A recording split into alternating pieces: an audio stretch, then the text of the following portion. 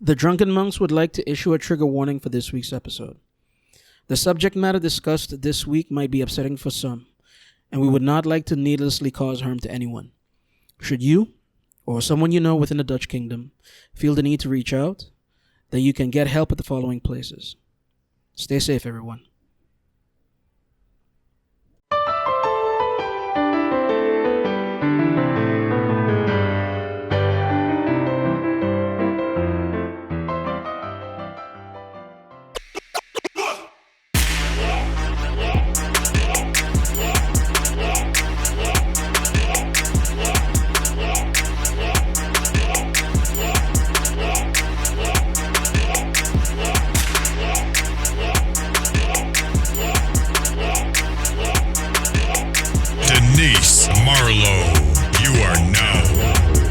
Listening to the Drunken Monks podcast. Mm-hmm. Hi.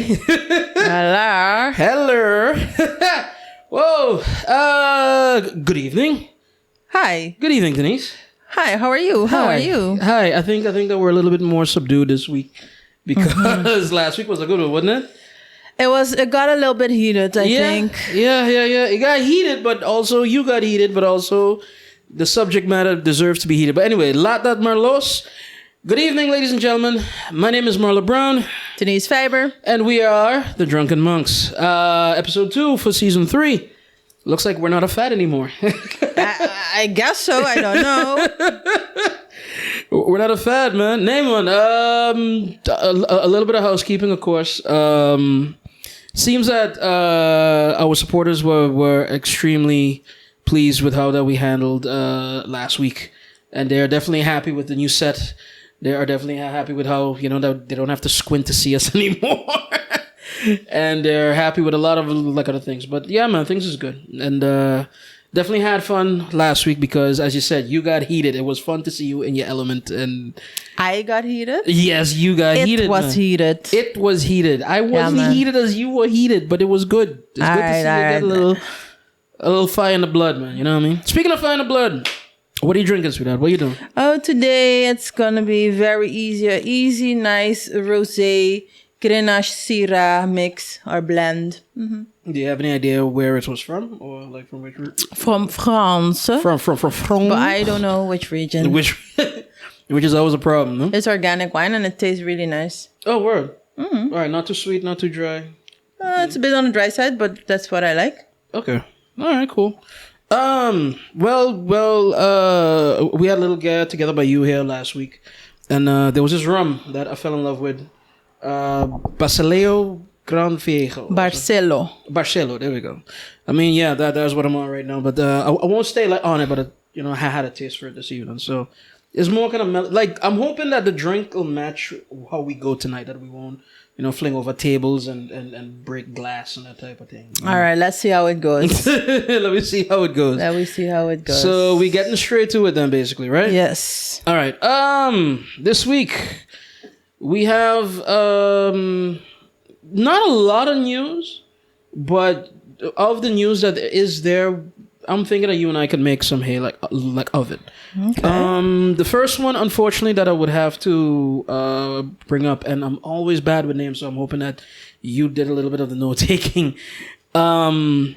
Seems as if that in the States, a Miss America, former Miss America, 2019 was the winner. She was a part of the slate where it was like across the board, every pageant was like a woman of color that won. Yeah. Unfortunately, she left us over the last couple of days, and what it was is that she jumped off a building in Manhattan.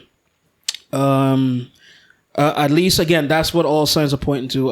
The authorities in New York, it is customary for them to investigate even like what seems to be like a suicide, and yeah, just like it is what it is.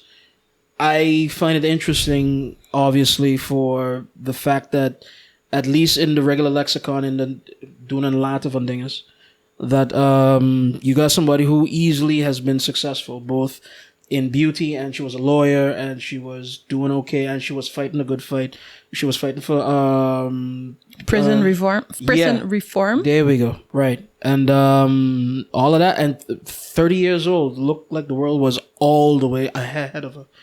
And yet and still, she thought that the best way out was that way out, it seems.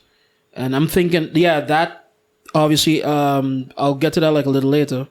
But it touched a personal nerve with me, too, as well. So, but that's the story, and I will give you the start of it, of course, because we don't want to make light of any of those things. Like, where would you want to go with this? Well, I have no clue, actually. I mean, this is another suicide. Suicide seemed to be rampant. And, I don't have much to say about this topic, Marlo. Have you ever had, like, anybody close to you do that, or? No, not close to me. No. I'll start it with this one, and based off of, I think that might be the theme of the season, like breaking down barriers and trying to talk about the things that we didn't want, because that's why we started this in the first place, to be able to talk about the things that are not talked about. Yeah. I'll be honest, man. I had a couple of years that I was suicidal. I had a couple of years where it was easily, maybe not to action it, but it was top of mind. Like top of mind for, there were 2 periods in my life that I could point to easily that was that. And that was when I was 16 and when I was about maybe 22. And then why were you contemplating? Honestly, it was like a myriad of factors, but I remember life feeling unfair. Or rather, in my view, not like I was portraying myself to be the victim, but I remember feeling like no matter what I do, I can't get out of this particular situation. Like I feel like trapped, like kind of stuck. Trapped in what sense? Trapped in what sense? Like because I have to overachieve and overexcel just to be able to get a little bit of ground with, because again, God bless that I've seen a little bit of money and prosperity now. Yeah. Like over the years of my life. And God bless my mom, she did the absolute Superman or Superwoman best that she could. Yeah. But for real, it was tight for a while. There was a moment in time where, like, easily my teenage years was more work than play. It was more trying to take care of myself and keep my head above water than anything else. The reason being was because I left home when I was 12. Not for any badness. In fact, I was trying to improve. The island I'm from, at least at the time, Sint Eustatius, they did not have HAVO. They did not have a lot of facilities for those that are in the upper kind of percentile. And again, it's not bragging on me. That's what I passed for. Yeah. But basically when I was like 11, 12, I tested with the, for those that don't know, in the Dutch like educational system, when you're in a basic school, what was this? Like primary grade school? Yeah, primary school. At the last grade of primary school, they give you a national test, which determines your school career after that. So depending on how you score, if you score academically high, you go this way. If it's more technical, you go that way. If it's more artistic, you go that way. Like that type of thing. They tend to cater the career to what you are.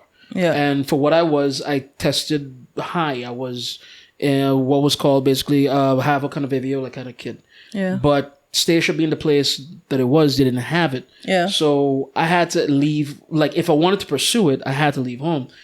My parents, hell, my dad wasn't even in the picture much to talk about. So my mother, she couldn't move with me. So even though, school was calling, she couldn't move. Like wherever I moved to, she had to stay in Stacia. Yeah. So what happened was that I had 4 choices. I could have come to here, I could have gone to Aruba, I could have gone to Nederland, or I could have gone to Sint Maarten.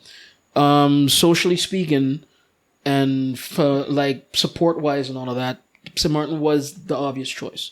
But even in that, it was a 12-year-old leaving home, for the only home he's known, with the only caregiver that he's known, to be out on his own to go through a thing. Because even though that I tested well, and you're a VVO kid too, like as well. You know, like it's hard work, and you couldn't slack, and like especially if certain things come natural to some, but if you gotta kind of work your way towards understanding, that was me. Like I was never like a natural talent when it came to that level of education. I had to work for it. So altijd in de boeken, altijd met huiswerk, you know, But always. as a 12-year-old kid, I know we digress a little bit. Sure. But as a 12-year-old kid, with who did you live? Like who became your caretaker? Okay, so I'm not gonna put, because this is going out and God knows how this turns out in the future, that maybe we get famous, huh?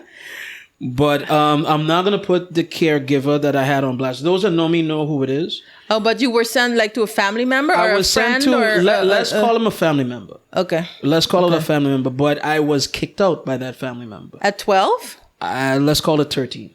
Because I made 13 in January, and let's call it around like February, March, I was whoop. And then what did you have to do? Well, obviously like a social worker was involved in all of that. But what happened was that then I went to a family friend. Everything was copacetic. I mean, she was weird. She was a health nut before people knew what a health nut was. But everything changed again when the hurricane came. Because the caregiver that I was with, that was a family friend, she lost her house. Okay. And luckily I was not in Sint Maarten for the hurricane. Like my mother was very, you know, like she was like kind of forward thinking, and she's like, yo, any hurricane is better that you come home. Yeah. So I literally traveled in front of the hurricane. Like it was like half a day like away, and I traveled in front of the motherfucker. So I went to Statia in September, and it destroyed Sint Maarten. I didn't get to see Sint Maarten again till it was I want to say late November, because then the school had just started to put back up walls and shit like MPC, and they was like a lot of the kids, they ended up going to Aruba, to the Netherlands, right? And that's where they kind of continue school for like a bit. I went to Mavo for like about 2 months, so that my mother was like, get into the rhythm of something, do something, you know what I mean? Like you can't just stay home. And when they called back, we went back. But then while the school was starting to crank back up, and I think they started back in December, I still didn't have a place to stay. So social worker got involved again, big time.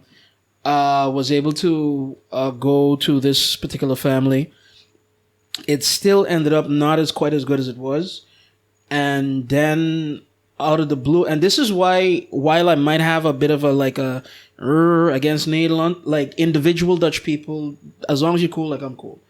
And a Dutch family after that basically took me in. It was a long story, and there's a lot of like caveats to it, but for long and short of it, like a Dutch family like basically took me in, and I'm forever grateful to them, because with them I was able to complete school and everything else. But okay, so you had this very challenging young teen life, and then you reached the point that you're 16. Yeah.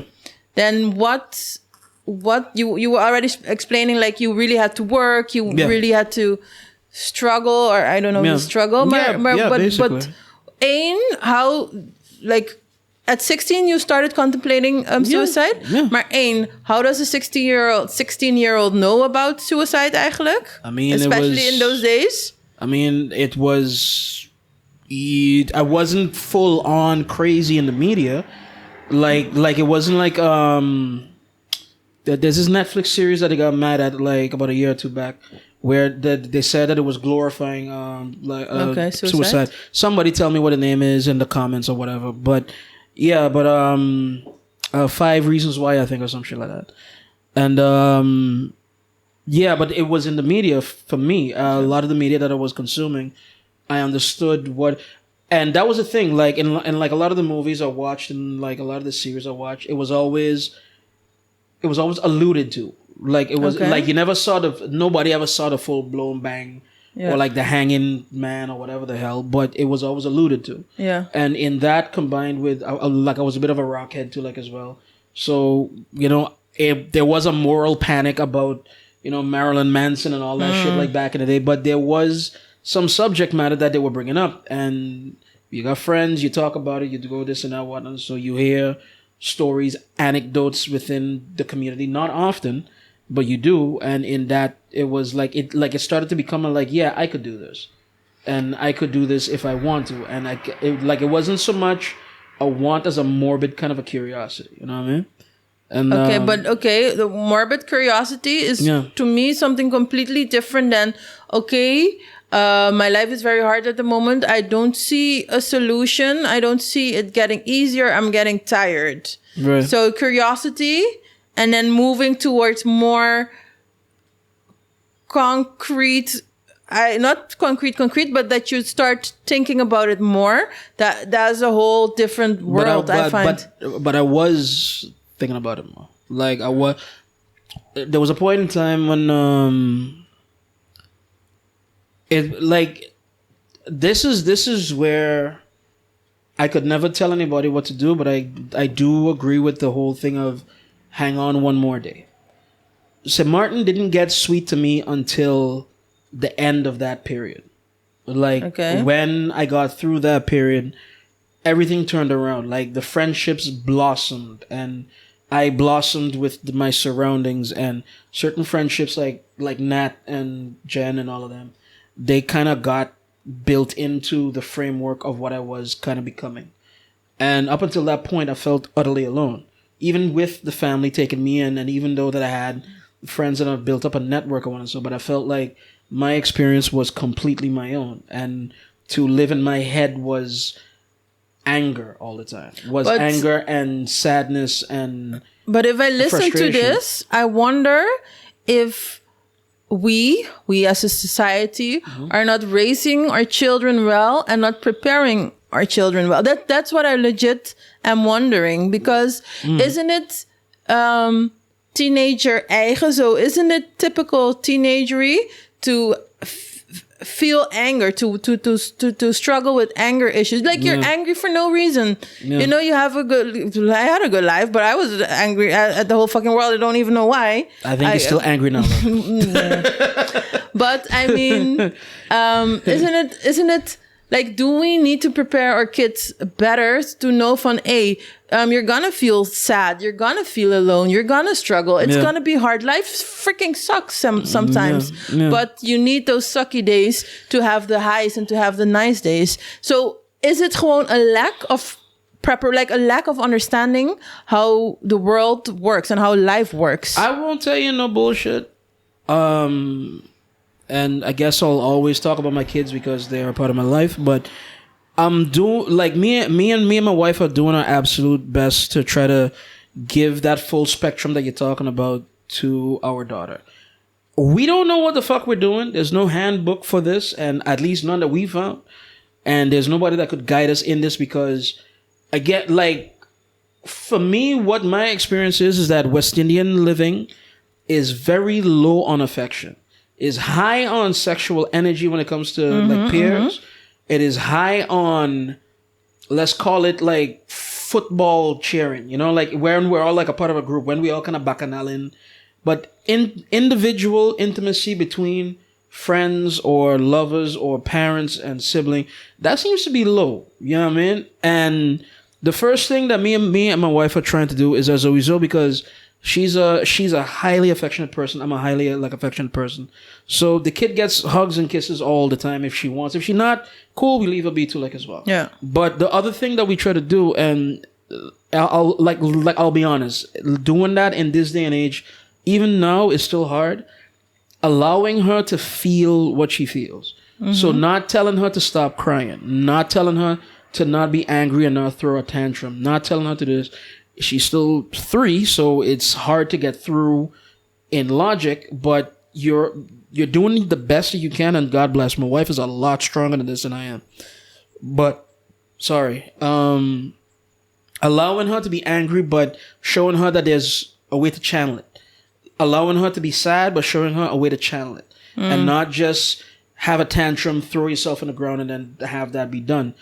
I mean, she's still 3 years old, so that's basically what it's going to be, but you're doing your best to try to allow for space for that, and not telling her to stop crying or to, you know, like to be quiet or to do this or to do that. Yeah.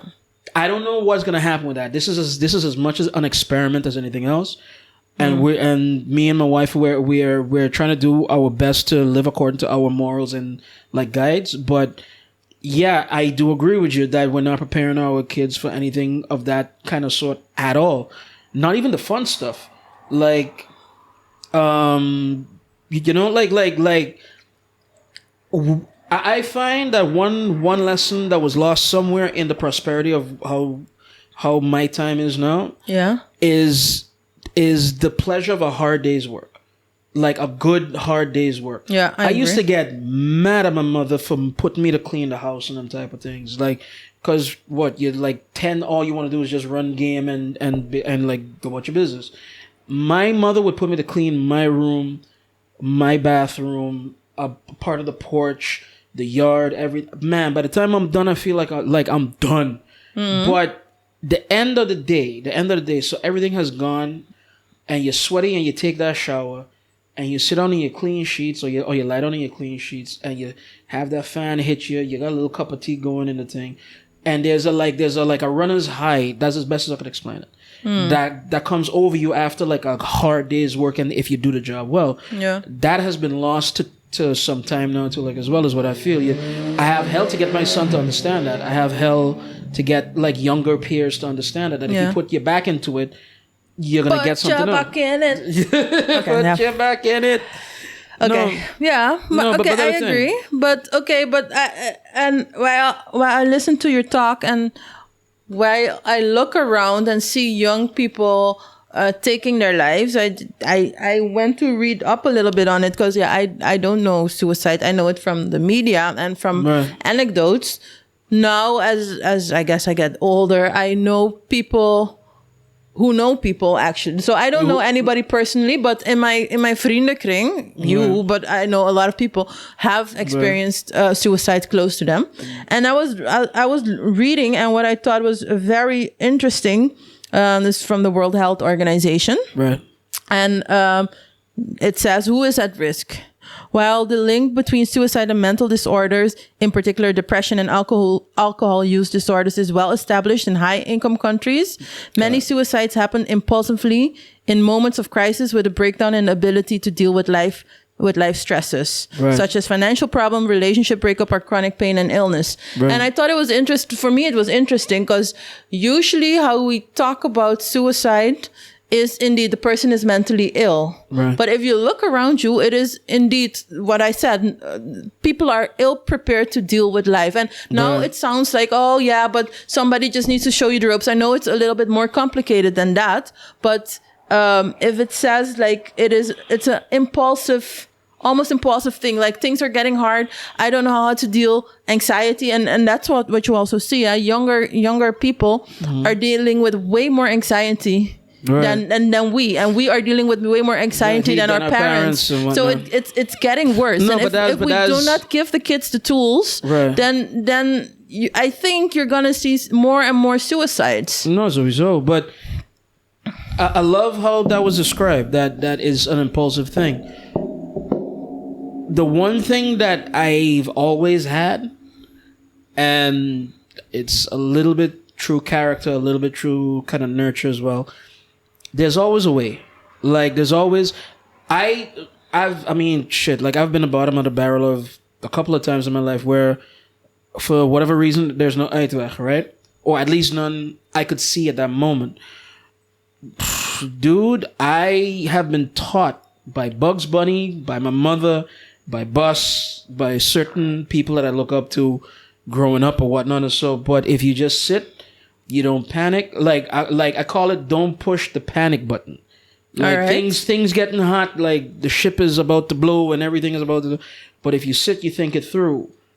You know, like be Indiana Jones, be Bugs Bunny, be Jean-Luc Picard. You know, like if you sit down and you think about something, just give yourself a quiet space within the heady. You'd be surprised what you would come up with. You'd be surprised what might present itself, or which friend might see what you're going through and actually give you a hand. But you gotta stick out the moment to kind of get to that space. You check what I mean? And the thing about it is that, and this is what you had said something like a minute ago, where you said that like as a teenager, you were angry like all the time. Biologically speaking, and I would need a Fleur or somebody to go kind of correct me, but if I'm not mistaken, is like the amount and the randomness of the hormones that is being thrown at your body is like what induces a lot of this stuff, and it's not so much that you're angry all the time. It's just everything is more intense. And like you're more susceptible to this and that. It's the same way too. You fall in love hard. You get horny hard. You get angry hard. You're happy hard. The hardest that I've ever laughed was when I was a teenager. I enjoy life throughout, and I do all the things throughout, but the hardest I've ever laughed, the most I've ever loved, the most I've ever, all that shit was in those years. And if you're in despair, it's easy to assume that despair is the hardest that you'll ever feel to like as well. And the thing about being a teenager is, just as you said, you don't have enough world experience to know that there's an uitweg. Or you don't have enough world experience to know, yo, Jed, if you work it this way. Like, I had a lot of friends of mine when they first reached Nederland, and I'm sure that you did too, like as well. The first thing they did, they get they get like an abonnement, run up a hell of a bill because of heimwee. And then, oh shit, I got durf out of like on my case. So what am I gonna do? There's a regeling to be taken, dude. Yeah. You can garnish your wage. You can do this. You can do that. There's always an uitweg, weet je? Yeah. But if you're a teenager, or even worse, a sheltered teenager, or like a young adult that's never had anything, that has always had something regeled for them, mom and dad always doing it for you, then you don't know that. Yeah. Like mom and dad, that's the thing too that I find like kind of interesting. Now, while I would never want nobody to go through what I went through, like in a zin van the degree of difficulty to pass through your teenage years, don't baby the kids either, is what I'm thinking. No, I think that is the problem nowadays. Don't baby the kids, man. Because usually every generation wants to improve it for their kids. Sowieso. And we grew up most of us grew up in good families, and our parents were able to provide for us. However they did it, they were able to provide for us. So we had a lot of things growing up. And now that you're a parent yourself, I'm not a parent, but you're a parent yourself, I think you want to even do better than what you were used to. And in that way, I think we're babying our kids. They get everything handed on a silver platter. Right. That's why I think young people cannot take critique feedback very well. There is it seems like an enormous sense of entitlement. We're not used. Now I'm doing as if I'm very young, but like young people often are not used to waiting long times, are not used to working very hard. Like things come easily. Right. So little tegenslagen, so little hardship, can seem very huge. Right. Because indeed, you say you lack the life experience. You do not have other things to compare it to. And I think that can be very confusing. Now, I'm not saying that, because of hardship and struggle, now everybody's going to think automatically about suicide. But I think there's a conversation to be had about resilience. I think what we're lacking is... That's a nice word. A way to be resilient. We need to be taught resilience. And I think... especially for the people coming up now, that should just be gewoon part of your upbringing at home, but also like it should be some part in the curriculum to be able to adapt and to be flexible when things do not go your way or how you envisioned it. And I think that is very much lacking right now. No, but all right. We're almost at the end of the segment. But I will put one more thing in front of you, and then I would want you to respond, and then I think that we go to our commercial. But I think that, again, combined with that babying, as you said, there's also like a lack of trust in resilience from others. Like, I could tell you plain that I've seen friends of mine being kind of sheltered back when I was a kid. Especially like in VWO, because I was all, like my classmates, dads and moms are like doctors, lawyers, and so they got a nanny, they got every fucking thing, right? What happened? The parents would not leave their 15-year-old kid alone in the house. Okay. Like And that for me would blow my mind because I was alone in the house when I was 6. You know what I mean? Like maybe like that's one end of like a pendulum and I'm the other. But there's a certain amount of trust. Like when my mother, let me go to VVO, she trusted in the fact that I knew how to handle myself, and she trusted in like whatever comes my way, good or bad, that I could. Of course, you come home and things get a little too rough. If you skin your knee a little too hard, like kind of metaphorically, mom will take care of you. But at the same time, she had trust in the fact that I could take care of it. I try to do that with my son now, bit by bit, even though he is of this type of generation. But I've seen him do things that others don't. Yeah. And I'm hoping to do that with my daughter as well. And that would be my be all and end all for that. No, okay. I think we should go to break, but when we come back from the break, I still want to talk a little bit about your experience. Oh, because you said you were thinking about suicide twice. Yeah. No. And I would like to hear from you what prevented you from, because you alluded to the fact, you said just hold on one more day, but I would like to know from you what was the switch? What was the switch both times? And I'm asking this. Of course, I'm very interested, but also maybe someone who's listening can take the information and make it their own and apply it to their life. I got no problem. Hell, you know me, and to those that don't, life is an open book. I try not to hide anything. The only thing that I will schuil is information that's not mine to give. Like if it's a story that involves me and another person, and the other person wants to protect their privacy, I would find a way around that, or just involve the parts of me or whatever. But my life's an open book.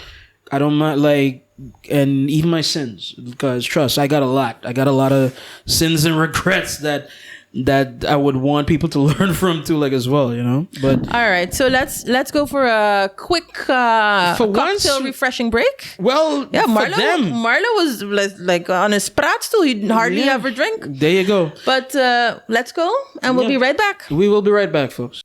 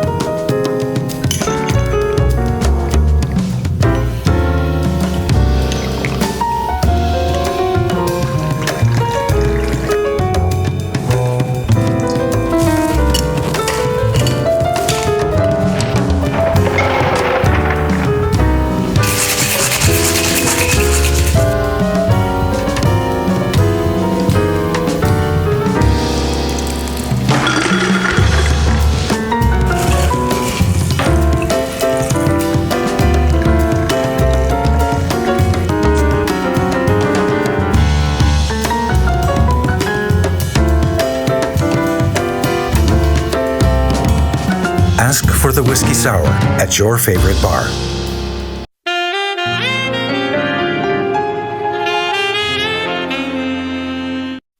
Folks, we're back. Drunken Monks Season 3, Episode 2, baby. Yeah, man. What lach je? That was your player pimp vibe. That was your...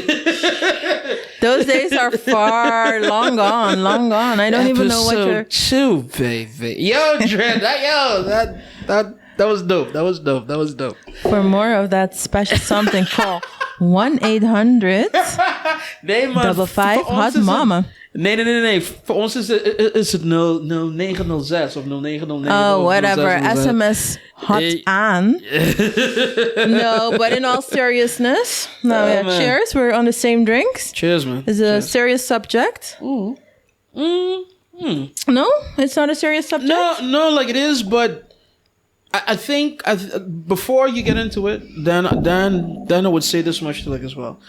I think part of the problem is that sometimes people take it too serious, or rather not they don't know how to act around it and be human. So by voorbeeld, I've had close friends of mine actually attempt. A couple of them actually fucking succeed. But the best indicator for suicide is an attempt of suicide. No, but I've had a couple of friends attempt, and their whole vriendenkring changed around them. what was first, like how you and I would horse around, and you would, like you would insult me, I would insult you and whatnot. The minute you find out that I tried something or that I did something, you walk around eggshells around me, which doesn't help the fact like either, because at that point you're treating me like I am other, which I already feel. And so that kind of you are other. And there is a fear that if I punch you a little bit too hard, I might punch you over the edge. Exactly. But it's a weird. I'm not saying it's not a right thing to do, but I am saying it's weird. Like, I am saying that people trying to figure out how to deal with the aftermath of at least an attempt is always weird. And you try your best to be as normal as you can, but it's always in the back of your mind, both for the person attempting or attempted and for the persons around them. Yeah. And whatnot. But for me, what I've always tried to do, not so much as to turn a blind eye, but just don't make it the thing. Like, this is just another part of the chapter, which is your life. You know what I mean? Mar, what do you suggest then? Like, I honestly don't know. Like, would I need to have a conversation with somebody who attempted suicide to discuss how to move forward, or that could always help. Ignore the whole thing and like it never happened? You say don't walk on eggshells. Should I just make jokes? But it's not don't walk on eggshells, but is like, all right, let me come from it like at a different angle, because I've heard a similar story like in a different way. Friends of mine who older friends of mine who have passed away, and God bless the dead as well, who had cancer, that they found out that they only got like a certain amount of time to live. All of a sudden, everybody around them changes a little bit, and that's the last thing that a lot of them want. They just want to live. They are more than aware of the countdown that's over their head, and they don't need you to remind them. You know what I mean? So they just want to.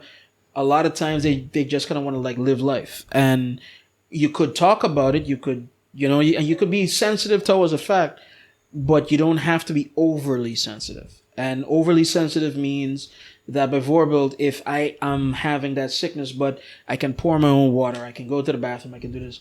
Not every time I get up and I groan, you feel like you got to help me up or something. You know what I mean? Like that type of thing. Like that could be my particular struggle that I got to go to. Let me show my own resilience in certain spots. Don't act as if I don't have it. And while I might have had that moment or that place, just be a little cognizant of the fact that if you don't respect my resilience, you're also being a little kleinerend. You're kind of like, you're patronizing me. Okay. And that ain't fun like either. So, yeah. All right. But let's go back to 16-year-old Marlo. 16-year-old Marlo. Nobody wants to see that person. No, I don't think he changed, actually. Yeah, man. Like, you just got some gray hairs, but... Nah, man. I've gotten more wiser. Like, I could say that. I would hope that, Street-wise, life-wise, kind of book-wise as well. Yeah. Okay. All right. Yeah. So you said at 16 you were like the thought of suicide was at least entering your head. Mm-hmm. Life was not fun, and you said you held on, and then your group of friends started to form, and you started to become, and you started to blossom, and the sun started to shine again. Yes. But what made you hold on?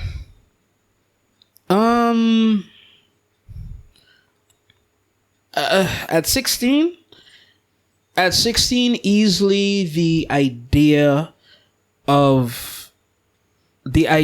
like it's a bad beredenering, and I freely admit it, but the idea of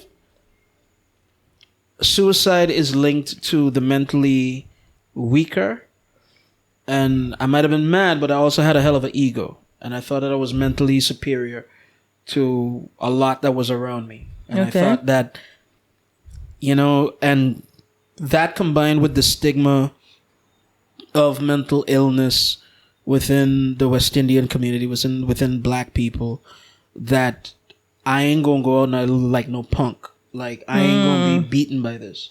I'm just being a pussy right now. So stop being a pussy. Like, stop. That was the thought that got me through every day. That's like up until things stopped being bad.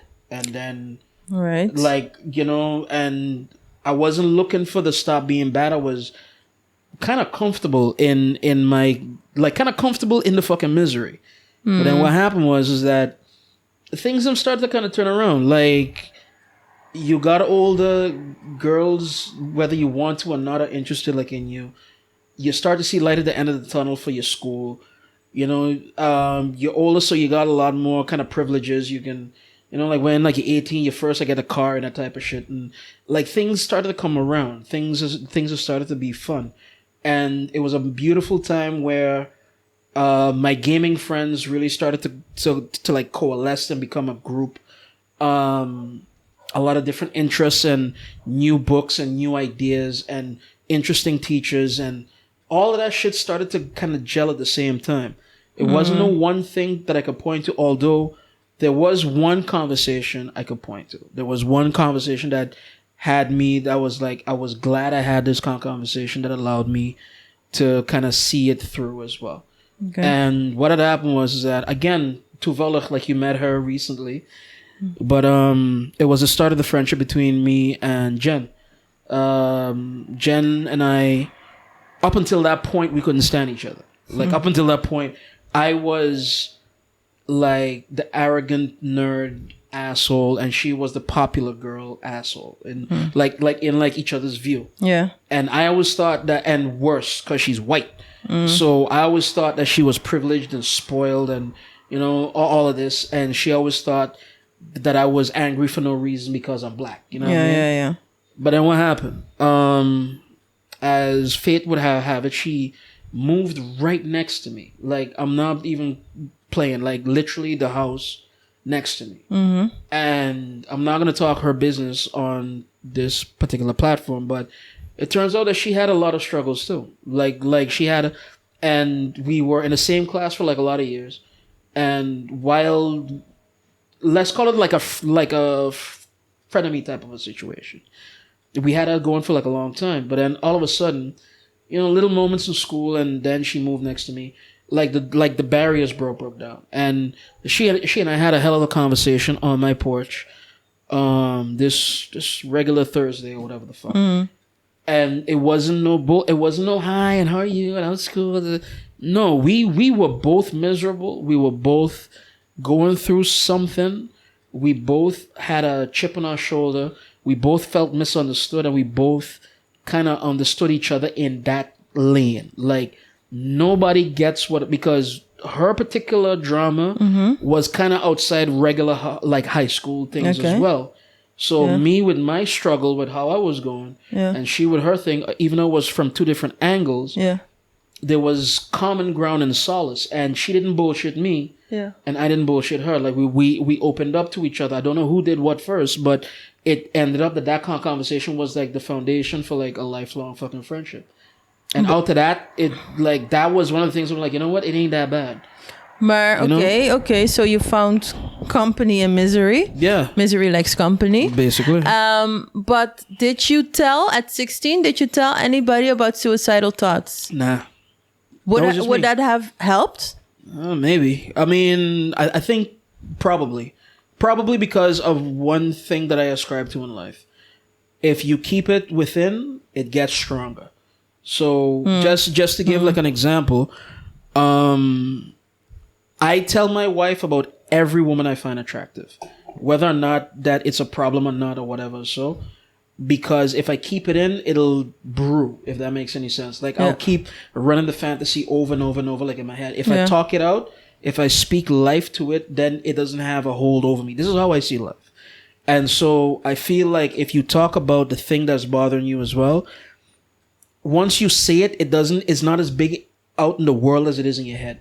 And once you say it, hell, you even hear, Jesus, why am I kind of freaking out like about this? Like, if you speak it into existence, you know what I mean? I do feel like if I spoke to somebody about it, if I had a chance to, it probably would have gone like a little different to like as well. I was lucky enough that it didn't take hold. Let's say like that, you know? But I didn't talk about it because there was a stigma. Still is. Yeah. you know. So, but okay, fast forward. You were 22 because you said that at 22 it was. I don't know how you phrase it, but it was more real. It was more serious. It was at more. 22. It was more real because. Okay. So at this point, at 18, I suffered a burnout. I took a year off. Kind of traveled Nederland, also para, and a lot of sex, drugs, and rock and roll. That's all I can say. But it wasn't. While it was fun. In retrospect, it was just me being young and wild and didn't feel anything. It was not a fulfilling moment in time. Okay.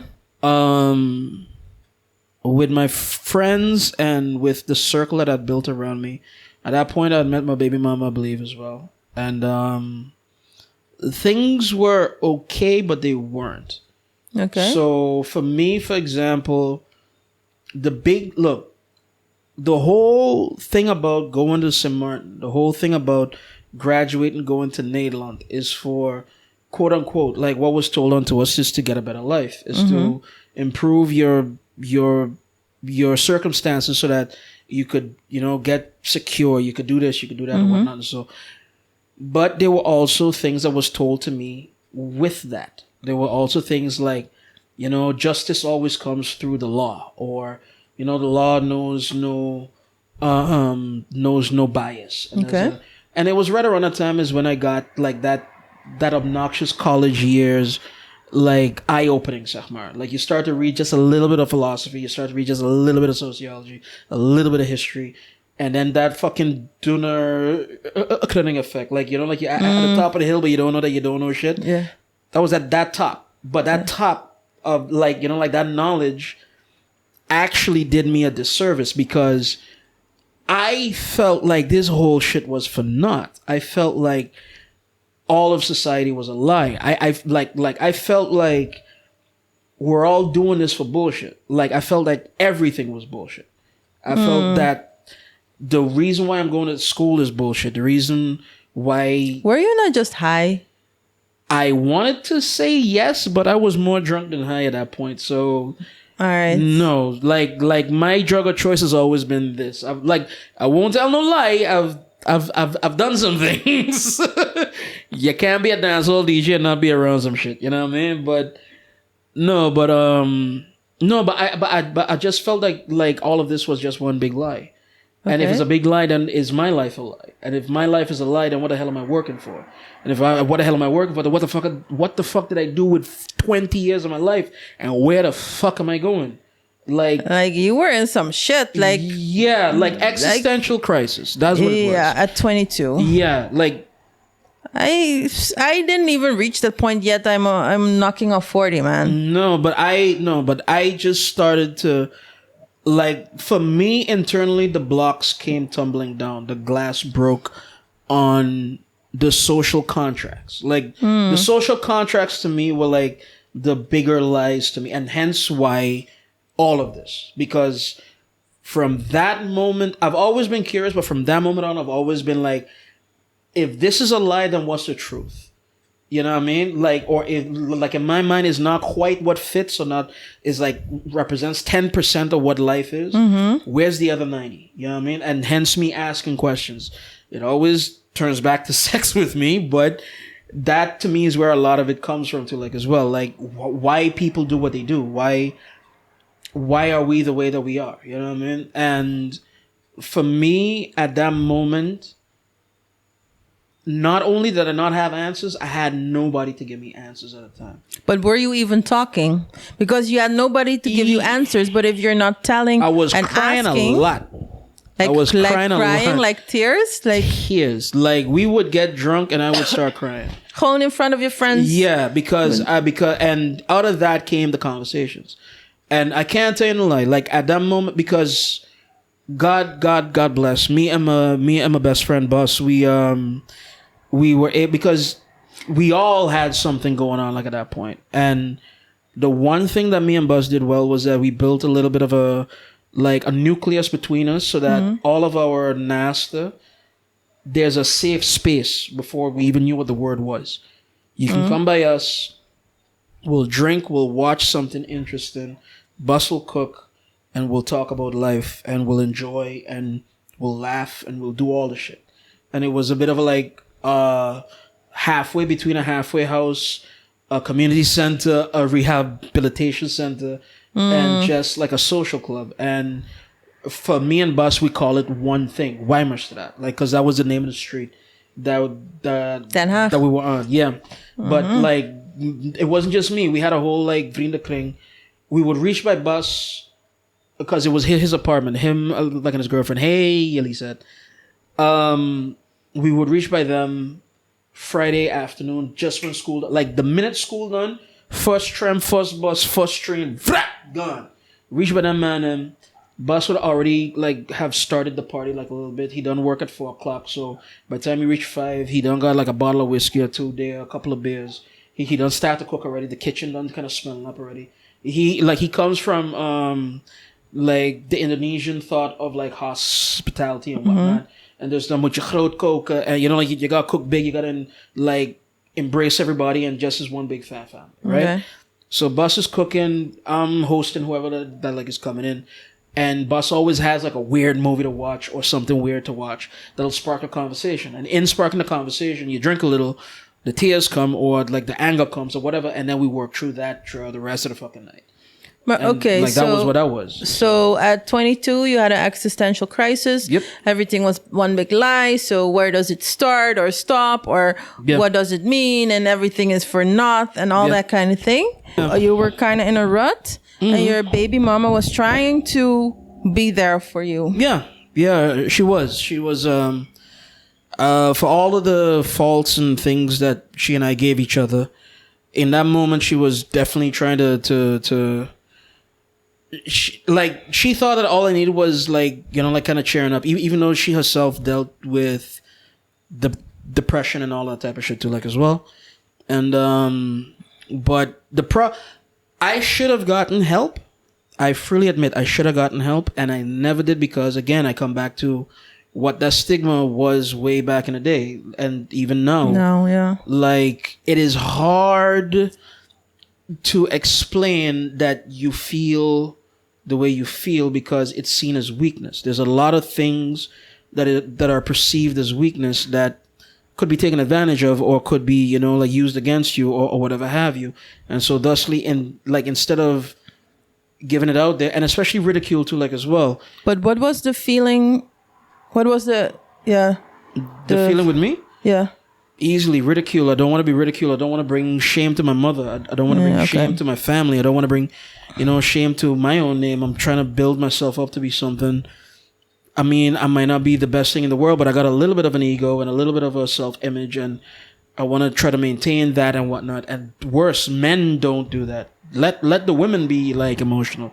Again, I'm sorry, y'all, but let the women be, let them have their tears and whatnot. So men don't do that.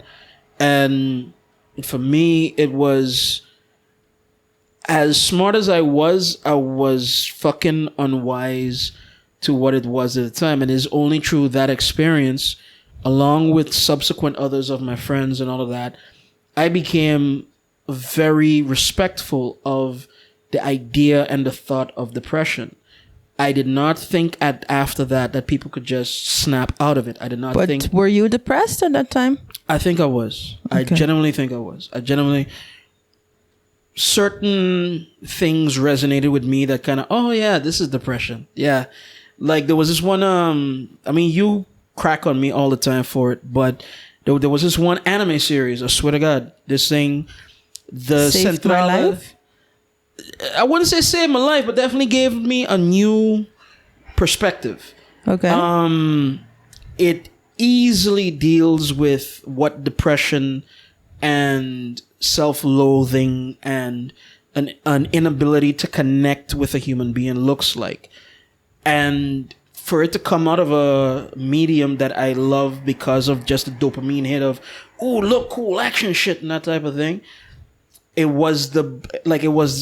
hit me like an uppercut. Like, whoa, like that combined with good friends around me, not just that series, but I'm saying just interesting media to let you think. or to let you see that, hey, there's another day tomorrow, as I said.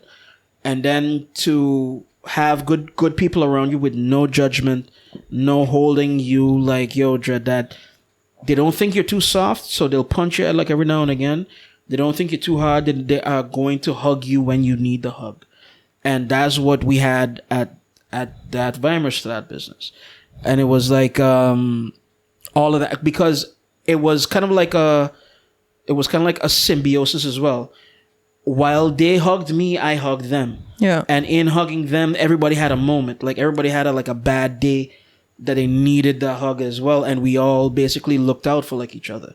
You know what I mean? Those friendships more than anything is what got me through the idea of Holland and the idea of Nederland and whatnot. I felt very much a stranger in a strange land. Like, this is not, that also fed into the existentialism, because like learning about true colonialism and learning about why you have your passport and how this works, the little microaggressions that is not out and out racism, but microaggressions that you get and whatnot, and the whole thing of how you view yourself as opposed to how other people view you, as to what could be done, as to all that shit came back. These people, this group of mine was like the salve and the shield against all of that shit. You know what I mean? And that's why to this day, any one of them, I have cussed and fight with a couple of them. To this day, they want anything, they need anything, I'm here. You know what I mean? Like, I'd freely give, because they saved my life when they didn't even realize that they did. Yeah. And, yeah. And then even just to throw some facts in it again, the WHO, World Health Organization, in their study on suicide, they did different studies, but their conclusion is also that people who face discrimination, this aside from people who have mental disorders, aside from people who are in a impulsive crisis state, the people that deal the most with suicidal depression and actually suicidal thoughts are people in minority groups, like or marginalized people. Let me say it like that. Marginalized, and yes. then so in Holland, which is a majority white country, it could be people of color. It is LGBTQ people. In the United States, for example, Native Americans. So yeah, what you're saying is actually very reflective of the bigger trends. And I'll be honest too about one thing. While again, age and wisdom has gotten this under control, I feel I don't drink to excess. I just drink to enjoy. Easily at that moment, I was drinking to excess. It is a lot easier to kind of shut out the noise. You know what I mean? Like, it's a lot easier to be in a hole. So be it that you're like, cause fucking pussy is the same thing too. You fuck the pain away. You drink the pain away. You slick the pain away. You smoke the pain away. You do all the, like, self-destructive behavior becomes a lot easier in my view when you're constantly hurting. But then I get the idea behind of that. Right. But when you wake up, come to, when the headache is over, when the hangover is gone, right, then don't you feel even worse than you do when you gotten in that hole? Certain times, certain places, yeah. But it's not an unknown thing, and it reinforces one to get back into the hole, because the hole was comfortable. Getting into the hole is comfortable. Staying in the hole is really comfortable. But life and time does not allow for the hole to be perpetual. You gotta come out at some point, be it through natural means, because you gotta kick off at some point. You gotta detox at some point. You gotta do something at some point, or just it's unattainable because you can't afford it. It's unattainable because you need to work, or you need to do this and you need to do that. And being in the hole allows for you to not have to confront what you don't want to confront. And that's, for me at least, was what was comfortable for a long time. Because even though that I got out of the situation at 22, I drank excessively till I was about I want to say 29. Not like, for me, it felt normal. For me, it felt like, oh, I just have a drink today, I drink tomorrow, I drink. Oh, I done a bottle. Oh, fuck. You know what I mean? And that's how I got my tolerance now. That scares you guys. Like, you could drink 3. Yeah, man, I could drink 3. That ain't no problem. Like, because it was a lot worse. It was way worse. But then what happened is that now, too, I freely admit, this is how I know that pain is attached. Because now things are going well. Now, again, kids are growing up good. Not too much drama with the baby mama. Good relationship with parents and family and friends and all of that. Endeavors taking root and doing okay. Being able to communicate with another human being on a decent level and whatnot. All that shit is like, that happens, you get distracted from that. Like when the good things happen, you don't think about this. Or you don't think about self-destructive behavior as much because you genuinely want to be in this space now. You know what I mean? Yeah. And again, I'm not saying that that's the out for anybody or for what it is. I'm just saying that how the mechanisms work in my head. Like, good things happen and you work towards those good things, you're more inclined to want to do it again. And that's how good habits start to form. You cook for yourself and then you like it and then you cook for yourself again because you want to get that same feeling again. And all of a sudden you realize you're not buying junk food no more because you just genuinely like to cook for yourself. It's not like, I need to stop junk food. No, I just like this. And if the thing is good and is wholesome and it fulfills, then you got something. Then you got a way to go forward. You know what I mean? Because that was going to be my next question. So you had a difficult time. Okay, that is our producer. No. That's the producer. But while we will tell him to holy horse a little bit. I have no clue what. Hold on, man. No. No. Wait. You almost got it. There you go. All right. Let me go for like a little bit of overtime. Just like I will let you get like a couple more in before we say. So yeah, I was saying like you had your episode at 16 and then you had an episode at 22 and then life. So and then I wanted to know, why are you not getting in that headspace or those feelings again? I think that's not the right way to ask that question. Okay. I don't think that's the right way to ask that question. Pardon me for always being dirty. Is not that I don't look at the woman and get hot and have bad fantasies about her. I'll always have bad fantasies about her. I also know that is both not my lane and not where I want or where I need to be.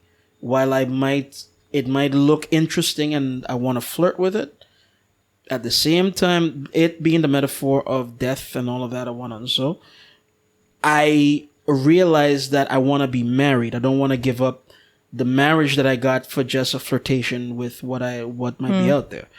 It's not that you don't have that thought. The thought always comes back in a weird way. I've had weird thoughts driving. I've had weird thoughts like at fuck it. When I got sick and I nearly died that time and whatnot, so it was not of my own choice. But in the sickness, I could remember in that fugue say, well, if I gotta go, I gotta go. You know what I mean? Like it was like almost like an acceptance of it. Not so much that, because people would say, no, Jared, you gotta try fight one and so, but I was like, well, if this is it, well, then I'm done. And I've had moments like that where I realized death could be right around the corner. For whatever reason, I could have a stroke, a heart attack. I could be this, I could be that. And the older you get, at least with me, the older I get, the more I think about it. But it's not like I'm not willing to engage it. I think that would be the right way to explain it. Okay. Like, I'm not willing to engage it. I'm not. Why?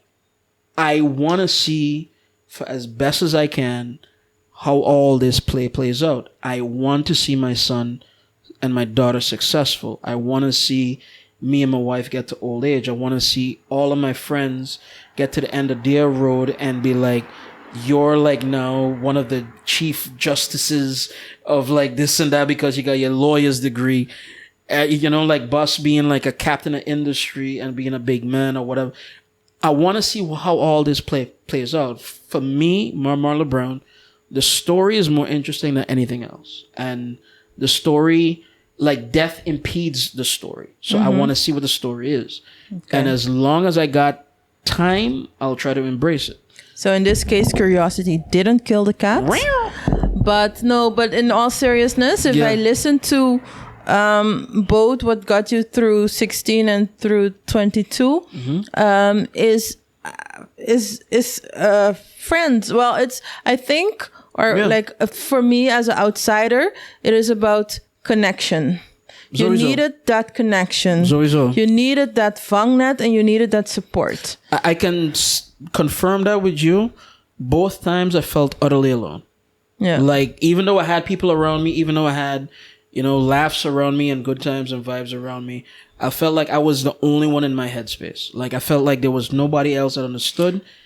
And in that, you are right. Like, if you got friends and connections, you can get a little further at the very least. And I think that is the irony about the loneliness, because I think that is what connects us all. I think everybody is lonely at a certain point in their life, or maybe even every day you're maybe a little bit lonely. I surely can recognize the loneliness. I had bouts of loneliness, and then I would feel so sorry for myself and blah, blah, blah, blah, blah, blah. Yeah. I did not go in the direction of suicidal thoughts, but I think everybody, it is so crazy that everybody is alone and feels lonely sometimes, but in that loneliness, you think you're the only one. But maybe we should turn it around and think, well, everybody is lonely. And there find your connection. No bullshit, and you're going to roll your eyes. That's the centrale thema of that particular anime. That's the centrale thema. That is the centrale thema. Like, they call it the porcupine's dilemma. Okay. You want to get close to another porcupine, but your quills prevent you. And so thusly you stay in your corner and they stay in theirs, and they're both lonely and they want to get together, but they never can. And that is the human experience a little bit. Like, we all think that we're all alone, and it's a weird thing, consciousness, because you know what you know, and this is why we talk and we express and we try to communicate, but it's hard to explain what you know, and it's hard to explain what you see, and it's hard to explain because you and I can see the same thing, but we look at it from two different angles. And it really becomes interesting when not only do you acknowledge your perspective, but the other person's as well. And then when you could combine that into a greater worldview is when the tapestry starts to take, form. And see, and that is exactly what I was thinking. Like, and you were asking about suicide. Have you experienced it? And I was like, no. But now I realize I have a very, very close friend who has who has suicidal thoughts, right. and I was called out of my bed a couple of times to go check on her because people were worried. Same. Nobody could get in touch. Weird messages on Facebook and all that. Same. And then I cannot really relate to that person at that time because for the person everything is doom and gloom, and all I can say is no, but it will get better. And that is not the message that they want to hear at that moment, I think, or they cannot receive that message at that moment. But I think what is very important in dealing with somebody who has suicidal thoughts or somebody who's extremely turned inwards and in a negative space, I think the person, the support needs to understand that they don't understand. Yeah. And I think that the other person, that the person who is in that negative headspace should also have compassion for the friend that's trying to help them, but doesn't know how. And I think, I don't know, I think it's time for us to just be honest, to start to communicate in honesty, because it is I think that is the problem. We do not communicate, and we don't have these honest conversations. So you're struggling and it sucks and everything is ugly and blah, blah, blah. Right. But you cannot express it to your friends, indeed, because of the stigma, because of maybe they're going to ridicule you, or maybe they may be going to walk on eggshells. But I think it's good to acknowledge that. Like, this sucks. And I hate it, whatever way you react, but I appreciate you trying to be here. And then on the other side, I cannot see what you see. I cannot feel what you feel. And I don't know how to support you, but I'm here. And maybe from then on, things. And I think that what it all comes down to in the end is trust. You need to trust that if you tell something to someone, that it's going to be okay. But that comes back down to the ridicule vibe as well. Like, look, I'll put one little extra addendum on top of this whole thing. A lot of the reason why I never spoke to nobody, and I'm pretty sure a lot of my people who have all gone through some shit and never spoke to nobody, is because there's a lack of trust in the intimacy, because of the fact that while we all acknowledge that to hide something is wrong, in nowadays society, it is necessary to be able to survive. The reason being is, like I say, even though I might have the best for you, and I might try to do the best for you, in me blabbing what's going on about you, you might have an antagonist, maybe not an enemy, but definitely an antagonist out there that would use that fucking thing against you. And if I say what you're going through, all of a sudden it has a knock-on effect that somebody might try to undercut your job, they might try to undercut your marriage, your this, your that, or whatever, right?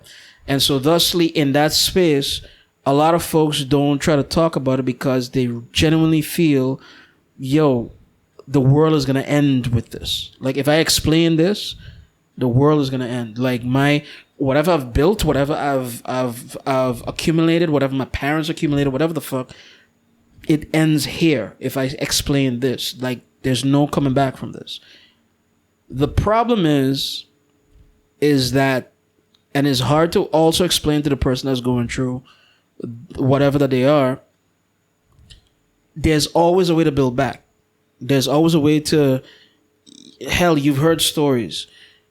Like, self-made men make millions, lose it, come back with billions, that type of... There's always a comeback. There's always a comeback story. However you want to build it, however you want to make it for yourself, whatever priorities or whatever goals you have, but there's always a comeback.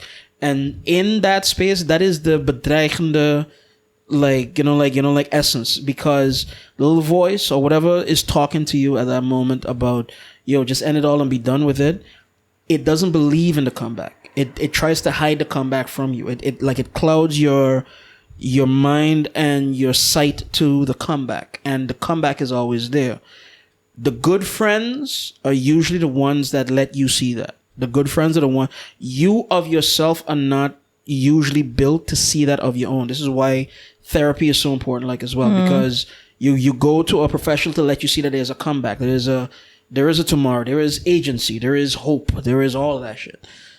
And in that dark space, the real killer is not understanding that there is a tomorrow.